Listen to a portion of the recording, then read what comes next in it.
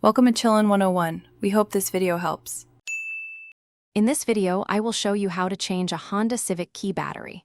First, gather your tools, a small flathead screwdriver and a new CR1616 3-volt lithium coin battery. This easy method will have your key fob working again in no time. It's a quick and straightforward process that anyone can do at home, saving you a trip to the dealership. Let's get started with the first step. Now, let's open the key fob. Look for a small slot on the side of your key fob, usually near the key ring. Carefully insert the tip of your small flathead screwdriver into this slot. With a gentle twist of the screwdriver, the two halves of the key fob casing should separate easily. Be careful not to apply too much force to avoid damaging the plastic. With the key fob open, you'll see the old battery. Before removing it, take a quick mental note of its orientation, specifically which side is facing up.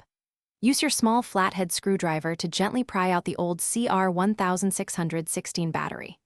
Now, take your new CR1616 3-volt lithium coin battery and insert it, ensuring the positive side, usually marked with a plus sign, is facing upwards. Finally, it's time to reassemble your key fob. Carefully align the two halves of the casing, making sure they fit together perfectly. Gently press them together until you hear a satisfying click, indicating that the casing is securely shut. Test your key fob to ensure it's working correctly. For more great tips and resources, including a book that can truly change how you think about money, check the description below for the link and other deals. Thanks for watching. Thanks for watching. Consider subscribing if we helped you.